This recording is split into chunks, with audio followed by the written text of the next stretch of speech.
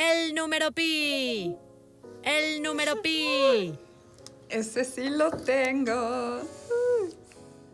¡Qué barbaridad! A mí faltan 3. ¿A ti cuántas, Una. Me falta una nada más. El número de Euler. El número de Euler. Lo tengo yo. Eso no es lo que me falta, maldita sea. El teorema de Pitágoras. Ese lo tengo yo. El teorema Yo de lo Pitágoras. Ya te voy a ganar, Didmara. La probabilidad.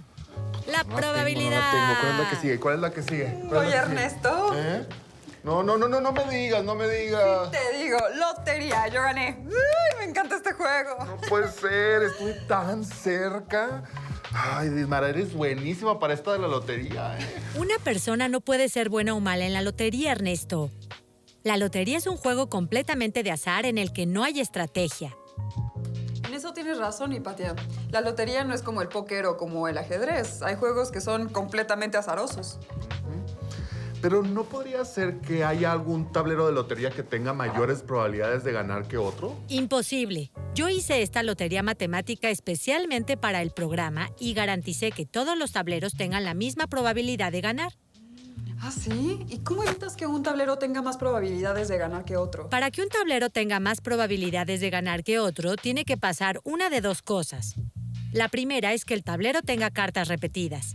La segunda es que las cartas en la baraja estén acomodadas de manera que un tablero se llene antes que los demás. Entonces, para que este juego sea justo, lo primero que tendríamos que revisar es que cada tablero no tenga cartas repetidas, ¿no? Claro, si el tablero tuviera cartas repetidas, ese tablero pues no sería justo. Se llenaría más rápido o más lento que un tablero que no tiene cartas repetidas. Y si hacemos eso de no repetir cartas en un tablero, ¿cuántos tableros se podrían hacer? En la baraja de la lotería hay 54 cartas. Y en cada tablero hay 9 imágenes de las cartas que aparecen en la baraja. Si hay 54 cartas y tienes que acomodar 9 de esas cartas en el tablero, pues ¿cuántos tableros de 9 cartas podemos hacer con 54 cartas sin que se repitan cartas en el mismo tablero? Esta pregunta no es la primera vez que me la plantean, lo que pone en evidencia la variedad de contextos en la que puede ocurrir. La respuesta está íntimamente ligada con el triángulo de Pascal y con los fractales. Claro, es una pregunta de combinaciones. Es decir, ¿cuántos subconjuntos de 9 cartas podemos armar de la baraja de 54 cartas? Esta pregunta la podemos responder con la ya bien sabida fórmula del coeficiente binomial, Esta nos dice cuántos subconjuntos de tamaño K podemos escoger de un conjunto de tamaño N. Como tenemos 54 cartas y van 9 en el tablero, entonces sustituimos n igual a 54 y k igual a 9. Claro que esto no lo podemos resolver a mano porque los números son gigantes. Tan solo 54 factorial es un número de 72 dígitos. Por suerte, Hipatia podría ayudarnos con esto, ¿no? ¿Cuántas combinaciones de 54 cartas en 9 se pueden hacer, Hipatia? Platícanos. El número de combinaciones de 54 en 9 es de 5.317.936.260. 5.317.936.260. Ok. Sí. Es un número enorme, Esto quiere decir que con una misma baraja de 54 cartas podríamos hacer tantos tableros como para jugar con todas las personas del planeta Tierra. No exactamente. En el planeta Tierra hay más o menos 7.700 millones de personas en el mundo. Bueno, pero con una misma baraja podríamos hacer suficientes tableros para jugar con casi 3/4 partes de la población del planeta Tierra. Eso es correcto. Lo otro que dijo Hipatia para garantizar que el juego sea justo tiene que ver con el orden de las cartas. Claro. Barajearlas bien hará que el acomodo sí resulte aleatorio. Pero, ¿de cuántas maneras distintas se pueden acomodar las cartas en la baraja? Las 54 cartas de la baraja se pueden acomodar de 54 factorial formas distintas. Y como dijo Didmara, 54 factorial es un número de 72 dígitos. Hay tantas formas distintas en las que puede quedar una baraja después de ser barajeada que es prácticamente imposible que salgan las mismas cartas en el mismo orden más de una vez, ¿no? Con esto, Ernesto, queda clarísimo. La lotería es un juego completamente azaroso. Así es. El azar es un fenómeno muy interesante que puede ser estudiado matemáticamente. Todo empezó con Gerolamo Cardano. Cardano también fue famoso por ser un gran apostador y jugador de ajedrez. ¿Será por eso por lo que es el padre de la probabilidad? Escribió el libro Liber de Ludo Aleae, libro de juegos de azar, que es el primer tratamiento formal sobre la probabilidad. Cardano fue el primero en describir la probabilidad de un evento como un cociente de los eventos favorables entre los eventos posibles. Por ejemplo, consideremos un dado de 6 caras. ¿Cuál es la probabilidad que al lanzar el dado caiga el número 1? Como hay 6 casos posibles y solo un caso favorable, la probabilidad de que caiga 1 es de 1/6. En porcentaje, esto representaría 16%. ¿Qué quiere decir que un dado caiga en 1 con una probabilidad de 16%? Una interpretación válida podría ser que, si lanzamos 100 veces el dado, de esas, aproximadamente 16 caerá el dado en 1. La probabilidad no es determinista en el sentido en el que garantiza un resultado. Si consideramos una moneda, ¿cuál es la probabilidad que caiga en cara? Como hay 2 eventos posibles y un evento favorable, la probabilidad es de 1/2 o de 50%. ¿Esto quiere decir que si lanzo una moneda y sale cara, la siguiente vez que la lance saldrá cruz? No. Lo único que quiere decir es que si lanzas varias veces una moneda, entonces aproximadamente caerá el mismo número de veces en cara que en cruz. Un concepto muy interesante asociado a la probabilidad de un evento es el de la esperanza matemática. La esperanza es una generalización del valor medio. En promedio, ¿qué valor cae al lanzar el dado? Como las 6 caras del dado tienen la misma probabilidad, entonces el valor promedio es el promedio de los valores. En general, la esperanza es la suma de cada valor posible multiplicado por la probabilidad de que ese valor ocurra. Una vez más nos encontramos en el tablero, Dit. Y esta vez la suerte está de mi lado. Nada de suerte, amigo, nada de suertes. En otros capítulos hemos hablado del ajedrez, hemos hablado su relación con el crecimiento exponencial, ¿recuerdas? Sí, ¿cómo olvidarlo, Ismara? ¿Y cómo olvidar aquella vez que revivimos la escena del 7º sello de Bergman, eh? Un juego de ajedrez es una metáfora de la vida. Hay muchísimas opciones y cada decisión lleva a una configuración diferente del tablero. Sí, claro, pero el ajedrez tiene algo muy distinto a la vida de una persona. El ajedrez es un juego de información perfecta. La teoría de juegos es un área de las matemáticas que se dedica a estudiar los modelos de las interacciones con incentivos o juegos. Esta área ha sido revolucionaria para la economía y para estudiar las interacciones humanas en la toma de decisiones. En este contexto, un juego de información perfecta es un juego en el que cada jugador conoce todo lo que se puede conocer del juego. Ya veo a qué te refieres, ¿eh? En la vida de una persona hay eventos azarosos que no se pueden predecir. En cambio, en el ajedrez, nada es azaroso. Todas las configuraciones se obtienen como decisión de los jugadores. Así es, el ajedrez es un juego de estrategia en el que, en principio, se puede calcular todas las configuraciones posibles del tablero. Pero, como hemos platicado en otras ocasiones, la cantidad de posibles configuraciones del tablero es enorme. Ni el ser humano y ni siquiera una computadora podría considerar todas las posibles movidas durante el juego sin que este se volviera larguísimo. Entonces, ¿cómo es que las computadoras pueden ganar juegos de ajedrez si hay tantas posibles jugadas y no pueden analizarlas todas? En las últimas décadas, la inteligencia artificial ha revolucionado mucho. Dado que evaluar todas las posibles movidas es imposible, la estrategia es diseñar un algoritmo que juegue ajedrez, utilizando técnicas de aprendizaje de máquina. El aprendizaje de máquina es un nuevo paradigma en ciencias de la computación y matemáticas que permite a una computadora aprender a jugar ajedrez viendo partidas de ajedrez jugadas. Así, en vez de explorar todas las posibles soluciones, solamente debe evaluar las que ha aprendido. Esto está muy interesante, Ismara, ¿eh? La inteligencia artificial ha evolucionado mucho en los últimos años. Se me ocurre lo siguiente. Como el ajedrez es muy complejo, ya te gané, y hemos hablado mucho de él, ¿por qué no hablamos de algo o de otro juego que sea más sencillo, pero que también sea de estrategia? Eso suena muy bien, pero ¿en qué juego estás pensando? En el gato. ¡Miau! Va, me late. A ver, ¿Sí? voy a mover este. A Creo que ver, tengo hojas. ¿vienes preparado o qué? Siempre vengo preparada. Mara, tú siempre preparada para los juegos que hacemos en pensamiento matemático, amiga. Siempre. A ver, el gato. ¿Cómo vamos a jugar al gato? ¿Tienes plumones? Sí, voy a dibujarlo. Tú azul y yo Este. rojo.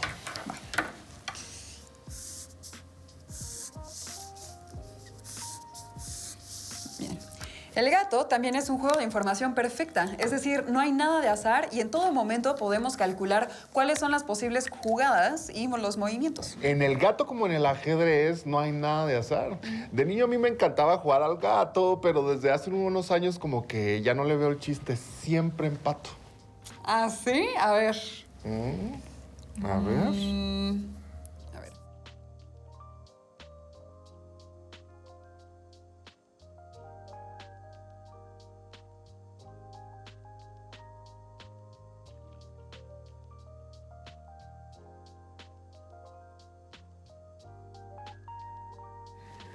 No se vale, Mara. ¡Pum! Te gané.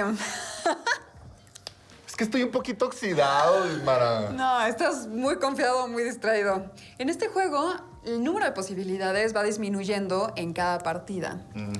Entonces, mira, A ver. vamos a ilustrarlo. ¿A qué te refieres? A ver. En el primer turno hay 9 opciones. Supongamos que pongo un círculo aquí. Claro. Ahora que me toca jugar a mí, tengo que evaluar 8 posiciones. Ver cuál me conviene más y evitar que Dimara gane. Por ejemplo, puedo poner un tache aquí. Ahora, el número de posibles tiradas ha disminuido y solo es de 7 opciones. Como presumía Ernesto, este juego puede ser bastante aburrido porque no tiene nada de azar. Y a diferencia del ajedrez, el número de posibilidades es muy pequeña. Así, anticipar la tirada del compañero es muy fácil. Claro.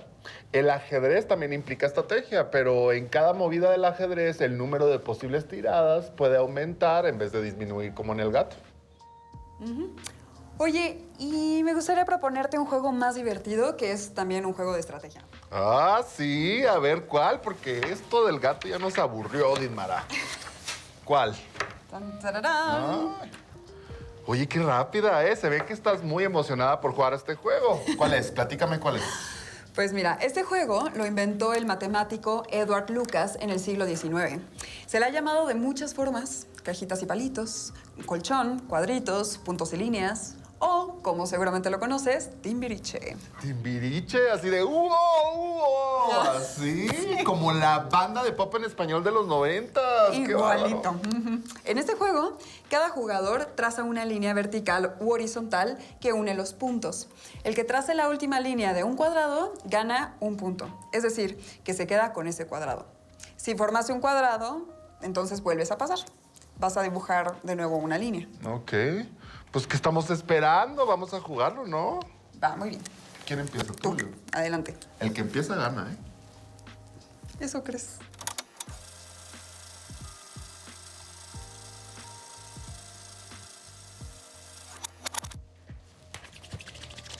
¿Quién va a ganar, Dimara? ¿Quién está ganando? Rojo. Se ve todo rojo aquí.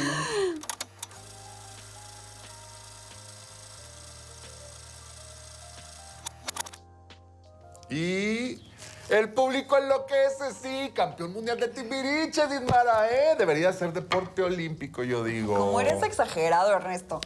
Oye, este es un ejemplo de juego de estrategia, en el que con cada tirada las posibilidades disminuyen. Sin embargo, el número de posibles tiradas es más grande que las posibles tiradas en el juego del gato. La probabilidad como área de las matemáticas siguió su camino a partir del primer tratado formal que le dio Cardano. Después de él, siguieron grandes matemáticos en el siglo XX.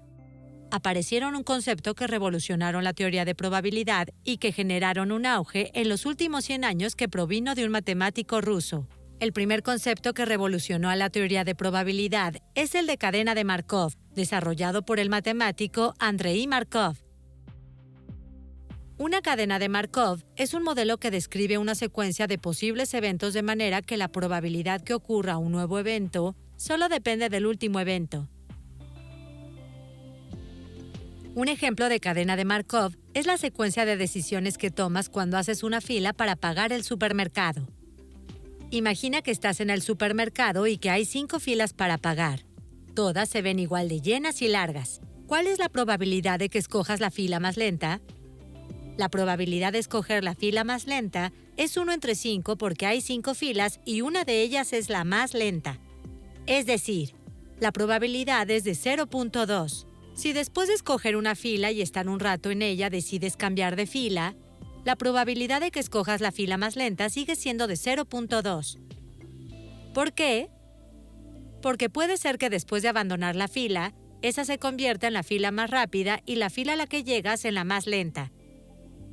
La probabilidad de escoger la fila más lenta no depende de las selecciones que has hecho anteriormente. Las cadenas de Markov son una de las herramientas más útiles que la teoría de la probabilidad le ha dado al mundo.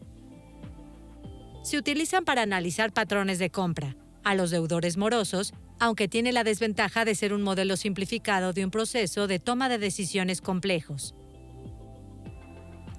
Las cadenas de Markov tienen además aplicaciones en la física, la química, la biología, la economía, las ciencias sociales, el béisbol, el diseño urbano, el diseño de aeropuertos, el reconocimiento de voz y, por supuesto, en la teoría de la información.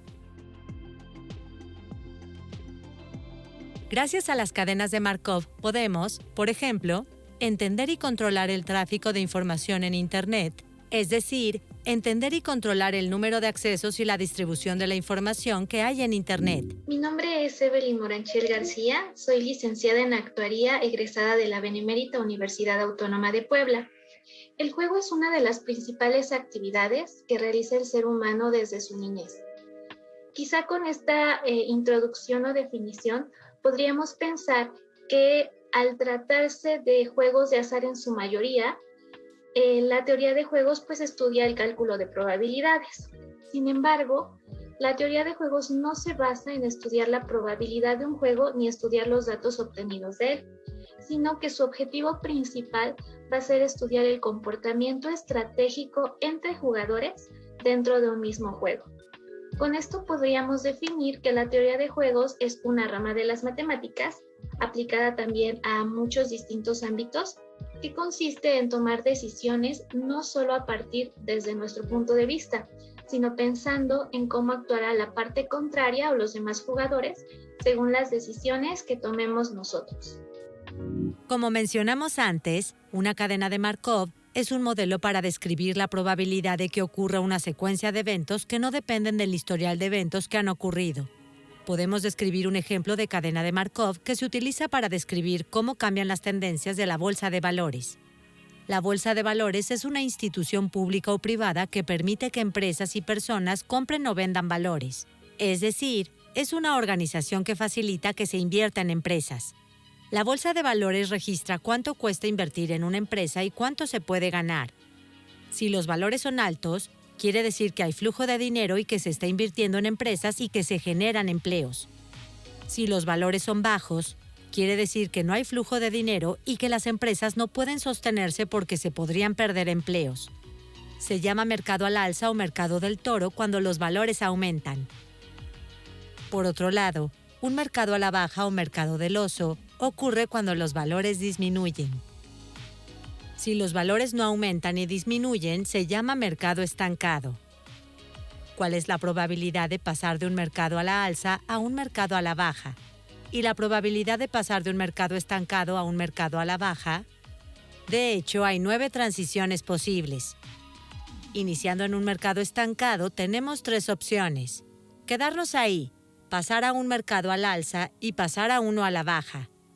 De la misma manera, hay 3 opciones iniciando en un mercado al alza y 3 más iniciando un mercado a la baja.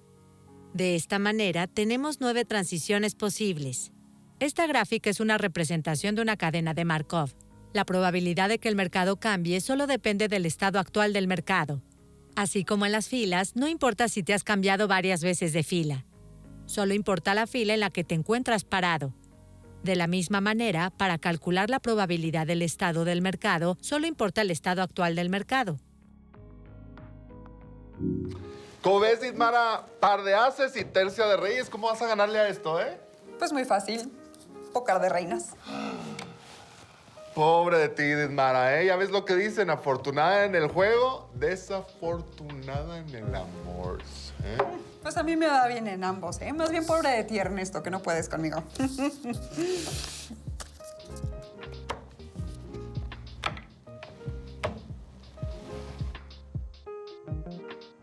Oye, los juegos de cartas involucran estrategias y azar a la vez, ¿no? Hay muchas variaciones de los juegos de cartas. Por ejemplo, ahora nosotros vamos a jugar una variación de un juego de póker. Ok, primero nos repartimos 5 cartas a cada quien. Ok.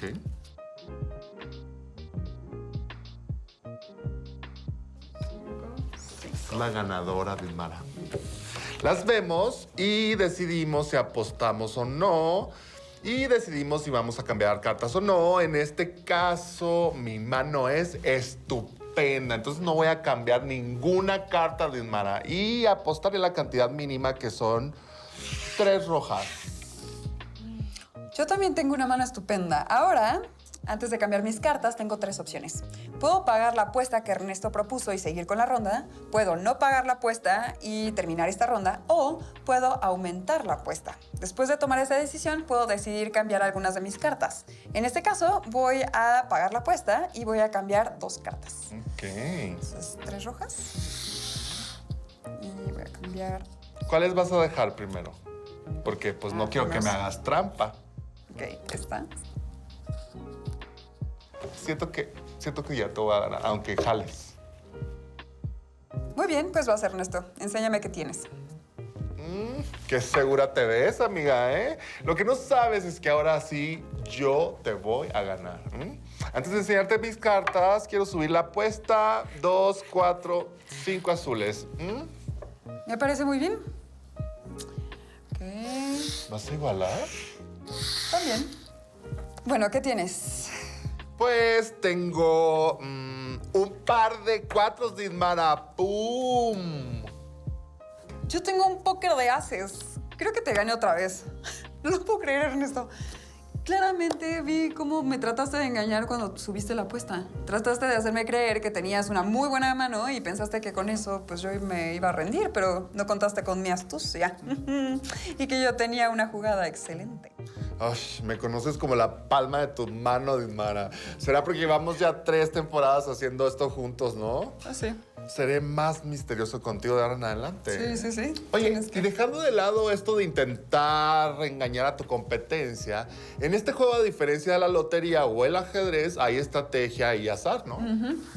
Este juego y muchas otras versiones que existen de él son juegos de información imperfecta. Yo no sé qué cartas tiene Ernesto y él tampoco sabe qué cartas tengo yo. A diferencia del ajedrez, el gato o el timbiriche, en donde yo sé perfectamente bien qué piezas tiene Ismara y qué movidas podría hacer. Pero este juego tampoco es completamente azaroso. Aunque no sé qué cartas tiene Ernesto, sí sé qué cartas hay en la baraja. Y sé qué cartas tengo yo. ¿Será que con esa información podría calcular la probabilidad de que la mano de Ernesto sea mejor o peor que la mía? En principio, no. No es suficiente que sepas qué cartas has jugado para saber si tu mano es mejor o peor a la de Ernesto. Desde que se estrenó la película estadounidense 21 Blackjack, se ha popularizado la idea de que se puede tomar una decisión basándose en un principio matemático muy sencillo, si es conveniente hacer una apuesta o no en un juego de cartas. Yo me acuerdo de haber visto esa película, ¿eh? Se trata de unos matemáticos del MIT, el Instituto Tecnológico de Massachusetts, en la que un grupo de matemáticos viajan a Las Vegas para ganar apuestas en los casinos y así pagar sus colegiaturas. A la estrategia de asignarle valores a las cartas que aparecen en una partida de 21 se le llama contar cartas. Aunque no es ilegal, los casinos pueden reservarse el derecho de jugar con personas que sospechen que están contando cartas. De hecho, pueden ser vetados. Es muy interesante cómo estudiar un nivel muy alto de matemáticas puede llevarte a desarrollar algo que logre vencer a los casinos y que esto surgiera por primera vez hasta los años 60. ¿Te imaginas qué pensaría Cardano, que era un gran apostador, ahora que existen estas estrategias para los juegos de cartas? No, pues me imagino que se sentiría muy intrigado y que no habría forma de quitarle las cartas de las manos. La teoría de juegos ha demostrado una gran versatilidad para la resolución de problemas actuales.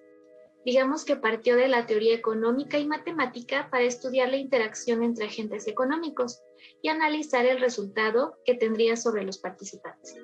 De manera general, brinda a la teoría económica una nueva visión sobre el análisis de diversas situaciones a nivel teórico y práctico, pero sin duda su principal aplicación la vamos a encontrar en las ciencias económicas, porque intenta encontrar estrategias racionales en situaciones donde el resultado depende no solamente de la estrategia de un participante y de las condiciones del mercado, sino que también va a depender de las estrategias elegidas por los demás jugadores.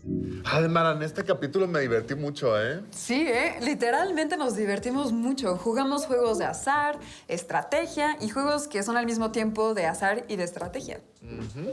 Además, conocimos la historia de la probabilidad anterior a Cardano, formalizada por Cardano y revolucionada por matemáticos rusos en el siglo XX. Muchas gracias por acompañarnos en este programa. Recuerden que pueden volver a ver los capítulos que hemos hecho en el canal de la Subsecretaría de Educación Media Superior. No olviden unirse a la comunidad de Jóvenes en TV en redes sociales. Pues vámonos, Dismara, ¿eh? Yo ya quiero la revancha. ¿Y en cuál juego que jugamos hoy que quieres la revancha, Ernesto? No, pues en mi favorito, la lotería matemática, ¿eh? Ah, pues venga. ¿Dónde lo guardamos? Vamos. ¿Tú sabes? ¿Está acá abajo? No, allá la dejé, vente. ¿La dejamos acá? A ver.